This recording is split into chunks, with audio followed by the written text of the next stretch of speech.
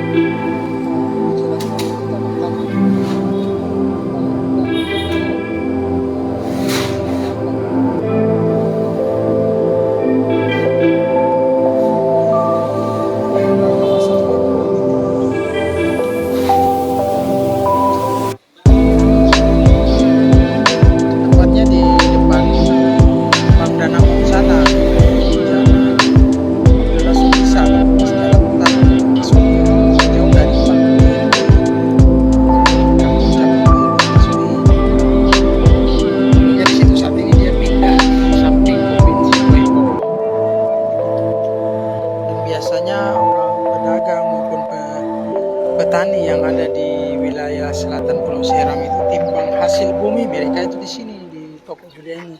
Dan Terima kasih sudah nonton. Jangan lupa like, subscribe, dan share ya.